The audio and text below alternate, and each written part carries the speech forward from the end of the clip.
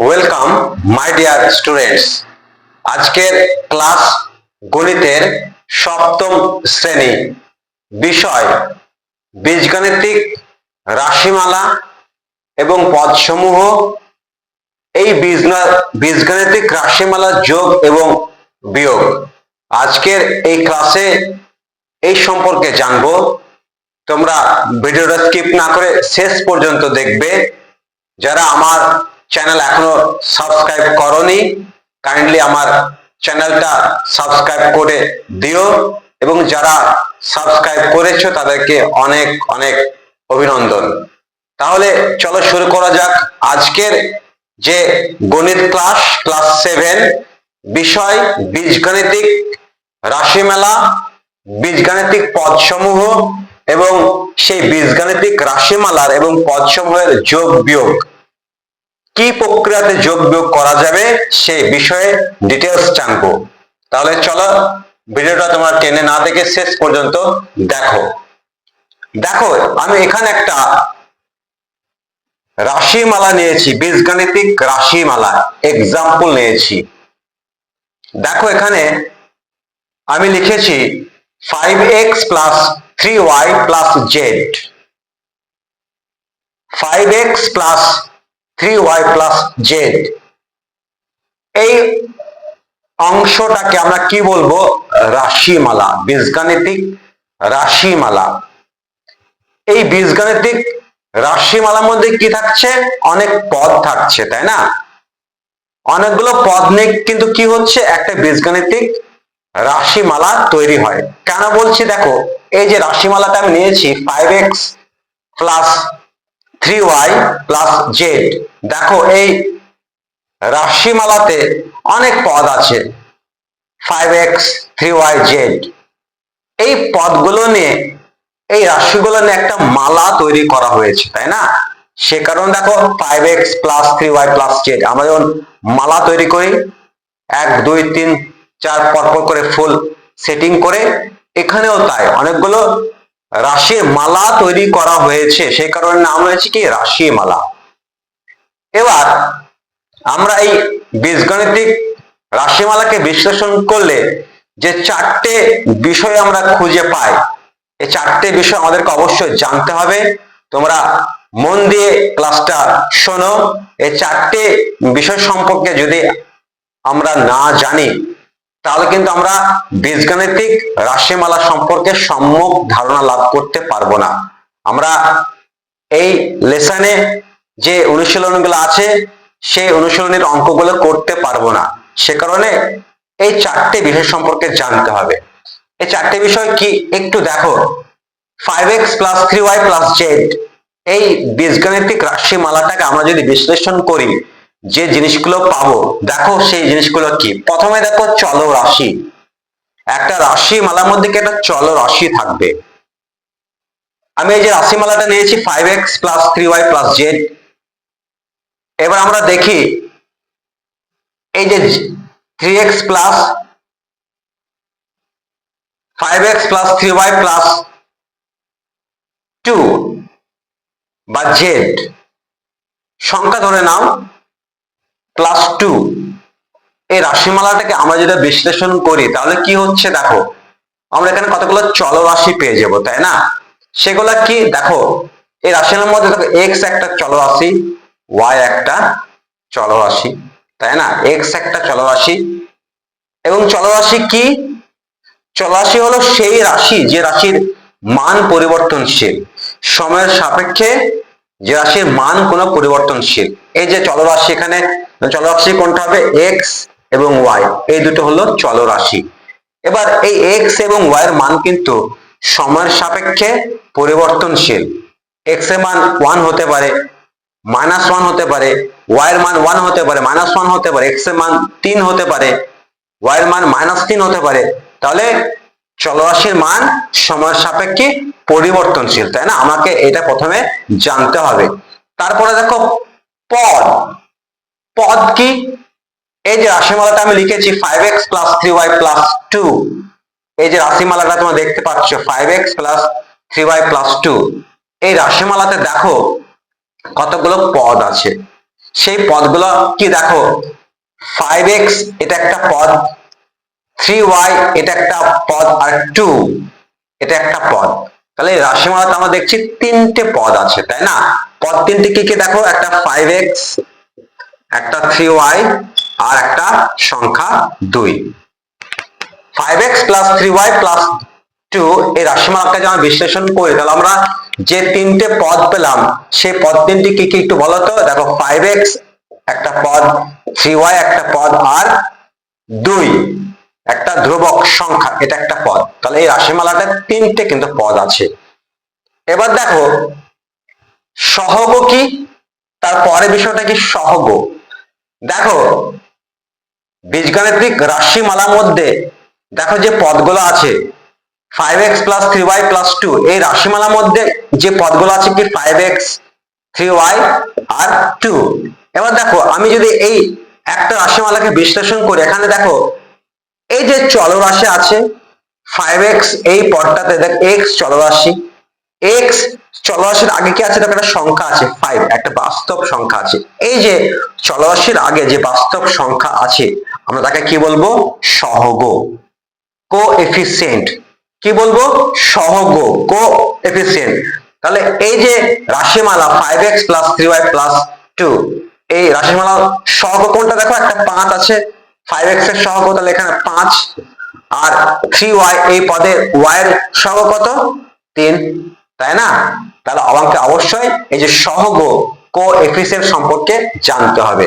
তাহলে আমরা একটা পদকে বিশ্লেষণ করে কি পাচ্ছি, সেই পদে চলরাশি থাকছে এবং চলরাশির সঙ্গে একটা কি বাস্তব সংখ্যা যুক্ত থাকছে। তারপরে দেখো ধ্রুবক, কনস্ট্যান্ট বলা হয়। এই যে চলরাশিটা আছে 5x প্লাস 3y প্লাস 2, এই রাশিমালাটাকে আমরা যদি বিশ্লেষণ করে দেখো এই যে 2 আছে প্লাস 2, এই 2টাকে আমরা কি বলছি, ধ্রুবক, কনস্ট্যান্ট। এই 2 এর মানে কোনো পরিবর্তন হবে না, ধ্রুবকের মানের কোনো পরিবর্তন হয় না, কিন্তু চলরাশির মানের পরিবর্তন হয়। এখানে x এবং y এর মানের পরিবর্তন হয় সময়ের সাপেক্ষে, প্রতিনিয়ত চলরাশির মানের পরিবর্তন হয়, কিন্তু ধ্রুবকের মানের পরিবর্তন হয় না। যে মানটা থাকে সেই মানটা কিন্তু থেকে যায়। তাহলে বুঝতে পারলে যে একটা বীজগাণিতিক রাশিকে বা রাশিমালাকে আমরা যদি বিশ্লেষণ করি, সেখান থেকে আমরা 4টে গুরুত্বপূর্ণ বিষয় আমরা কিন্তু পেয়ে যাব, এবং এই 4টে গুরুত্বপূর্ণ বিষয় আমাদের কিন্তু অবশ্যই জানতে হবে। ডিয়ার স্টুডেন্টস, তোমরা যদি মনে করো এই 4টে রাশি তোমরা নিজেদের খাতায় নোট ডাউন করে নিতে পারো, তাহলে তোমাদের পরবর্তী ক্ষেত্রে যখন তোমরা এই অধ্যায়ে অঙ্ক করবে তখন তোমাদের সুবিধা হবে। তাহলে সেই 4টে রাশি কি, চলরাশি, পদ, সহগ এবং ধ্রুবক। তাহলে আমরা এতক্ষণ দেখলাম রাশিমালা, এবং রাশিমালার মধ্যে এই যে 4টে বিষয় চলরাশি, পদ, সহগ এবং ধ্রুবক পেলাম। তারপরে এবার আমরা দেখব এই যে বীজগাণিতিক রাশিমালা আছে, এই রাশিমালার যোগ এবং বিয়োগ। এই রাশিমালাকে কি করে আমরা যোগ করব এবং কি করে বিয়োগ করব।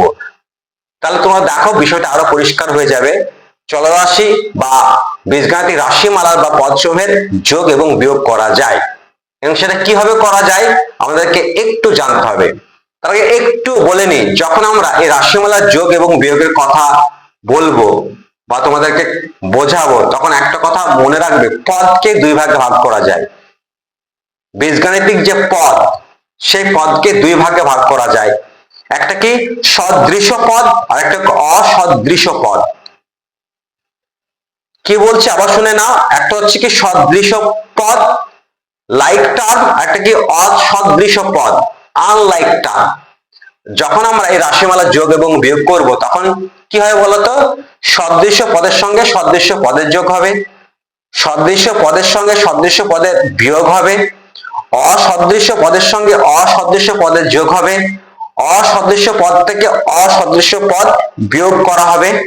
কিন্তু কখনোই সদৃশ পদের সঙ্গে অসদৃশ পদের যোগ হবে না, বা সদৃশ পদ থেকে অসদৃশ পদকে বাদ দেওয়া সম্ভব হবে না, তাই না? আগে এই বিষয়টাকে মনে রাখতে হবে যখন আমরা রাশিমালার বা পদের যোগ এবং বিয়োগ সম্পর্কে জানবো।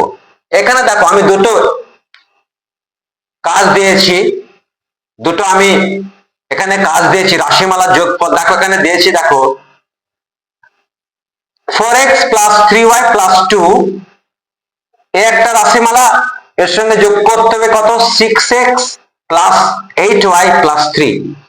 তাহলে দেখো এখানে দুটো রাশিমালা আছে, একটা 4x প্লাস 3y প্লাস 2, এটা একটা রাশিমালা, এর মধ্যে তিনটে পদ আছে 4x 3y আর 2। আর একটা রাশিমালা 4x প্লাস 8y প্লাস 3, এখানেও তিনটে পদ আছে। আমরা দেখবো এই রাশিমালাকে কি করে আমরা যোগ করতে পারি।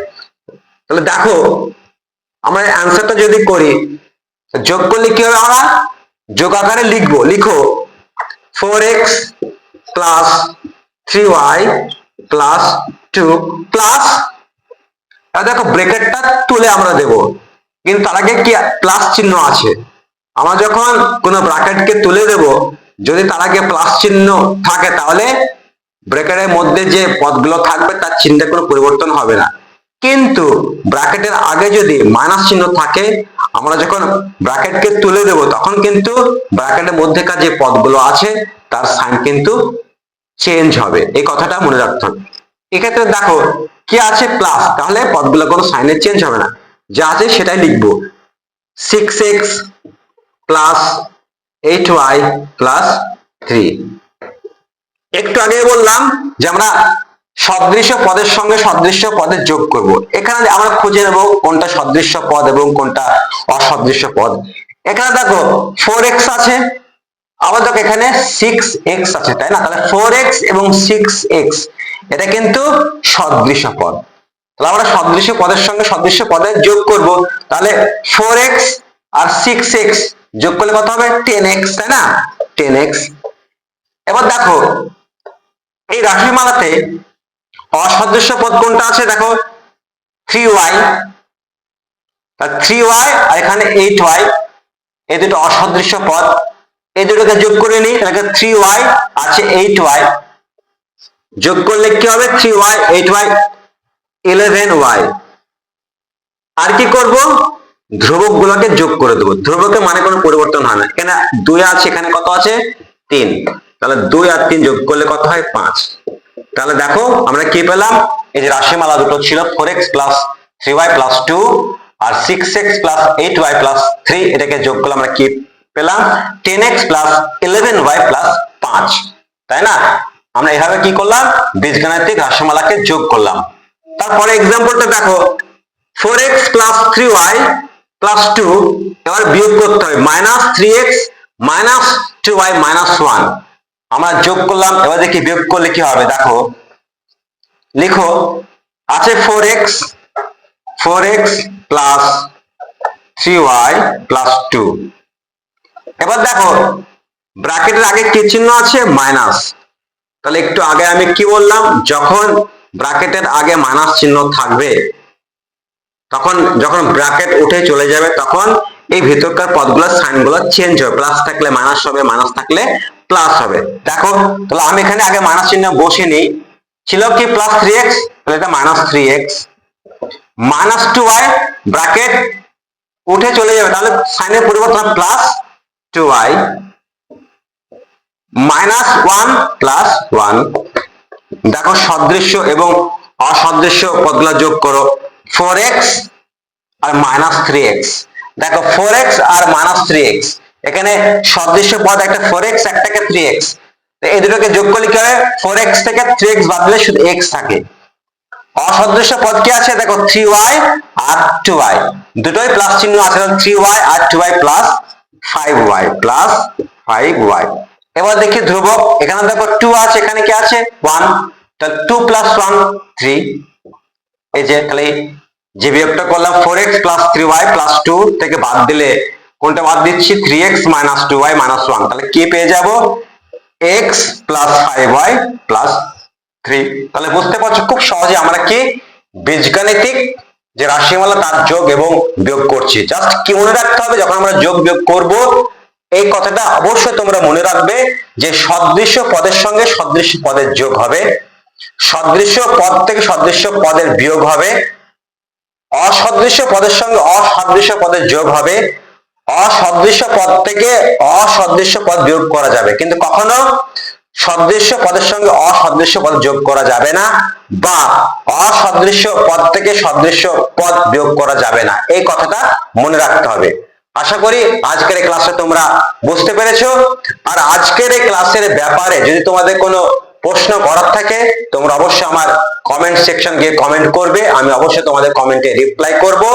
এবং আবারও বলছি, mathematics is a subject of practice. তোমরা যত বেশি প্র্যাকটিস করবে তোমাদের ধারণা তত বেশি স্বচ্ছ হবে। তোমরা বেশি বেশি করে নিজেদের মতো বীজগাণিতিক রাশিমালা নিজেরা চুজ করবে এবং নিজের মতো যোগ বিয়োগ নোটবুকে করবে, তাহলে তোমাদের ধারণাটা আরো পরিষ্কার হয়ে যাবে। আর যদি তোমাদের আজকের এই ভিডিওটা ভালো লাগে তোমরা লাইক, শেয়ার এবং কমেন্ট করতে ভুলো না, এবং যারা এখনো সাবস্ক্রাইব করোনি তারা কাইন্ডলি সাবস্ক্রাইব করে দিও। That's all from the knowledge hub pro.